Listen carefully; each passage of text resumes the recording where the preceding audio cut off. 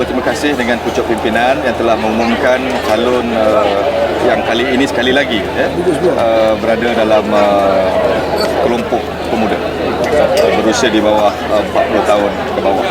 Jadi saya rasa itu satu yang sangat kita berterima kasih, dan ini juga petanda bahawa ruang diberikan cukup luas kepada generasi muda untuk bersama-sama terlibat dalam kelompok pembuat dasar dan akhirnya dapat berkhidmat kepada masyarakat. Jadi saya rasa saya ingin merakamkan rasa penghargaan dan terima kasih, dan atas pemilihan tersebut kita akan bekerja dengan bersungguh-sungguh bagi memastikan calon BN di Tenang ini akan mendapat kemenangan, apatah lagi beliau merupakan seorang pemuda. Apa ni dakwaan ada menyebut apa ni pemilihan calon ni, kononnya pimpinan bahagian ni tidak berkelayakan. Apa pandangan? Perkara ini perlu kita perhalusi dengan sebaik mampu. Dia boleh tetap masalah kalau perkara itu ditimbulkan secara besar-besaran dan tidak dibendung. Tidak timbul soal tidak ada yang layak di dalam struktur kepimpinan parti. Pucuk pimpinan pun telah duduk berbincang dengan mereka dan mereka telah membuat keputusan. Cumanya yang di luar ini janganlah pula nanti mengambil kesempatan untuk melaga-lagakan, kerana kebetulan calon ini tidak memegang jawatan, tapi pernah satu masa dulu berada dalam kelompok kepimpinan bersama-sama dengan pemuda, dengan bahagian, dan pernah menjadi perwakilan. Dan dia bukan orang asing yang langsung tidak ada kena-mena dengan UMNO.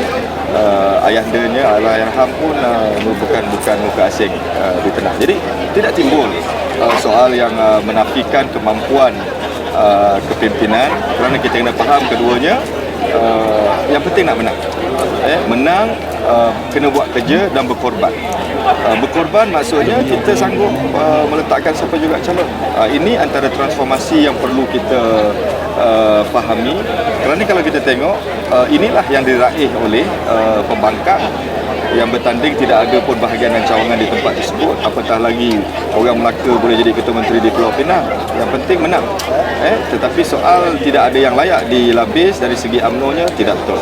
Saya menolak sekeras-kerasnya, dan saya harap dalam tempoh berkempen ini nanti perkara itu dapat diselesaikan segera, sebab kita perlukan setiap seorang daripada jentera kepimpinan yang ada di Labis ini. Kehadiran yang begitu besar, mungkin antara sebabnya kita selalu tolong pilihan raya kecil di tempat lain. Akhirnya berlaku di negeri Johor. Jumlah bahagian pun memang banyak, dan rata-rata sahabat-sahabat saya yang mengendalikan bahagian parlimen masing-masing semua kata permintaan untuk sama-sama hadir di hari penambahan calon dan membantu kempen sangat-sangat baik. Apatah lagi di kawasan Tenang, Labis, Segamat, Sekijang dan sekitarnya.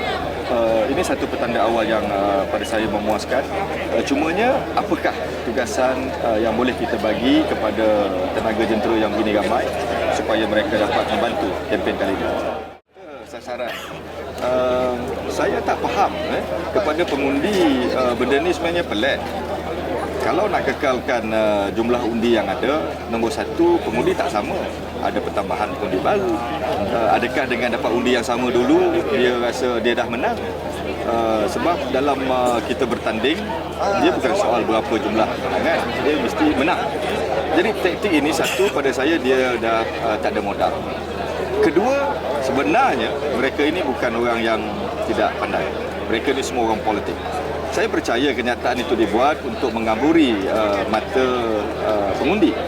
Siapa yang boleh ukur untuk bagi jumlah undi ini jadi sama? Kedua, dia nak raih simpati.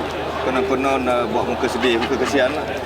Supaya pengundi yang keluar mengundi nanti terikut, terpengaruh. Tetapi tak ada orang boleh kawal jumlah undi yang diletakkan dalam peti undi. Jadi taktik ini sebenarnya satu taktik yang sangat kotor dalam pilihan raya, kerana dia tidak cerita kenapa orang patut sokong calon dia. Dia ambil jalan shortcut, bermain dengan emosi perasaan dan cuba menipu.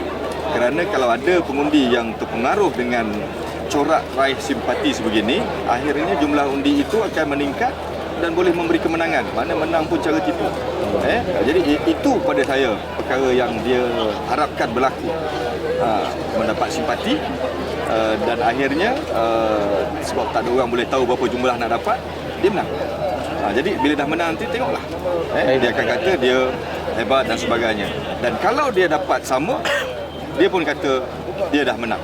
Jadi akhirnya dia nak menang dalam semua perkara, tetapi yang tak ada dalam statement ini satu je, rasa tanggungjawab, amanah dan keikhlasan untuk bantu masyarakat. Tak wujud dalam statement yang dia buat oleh PAS atau oleh Mahfuz.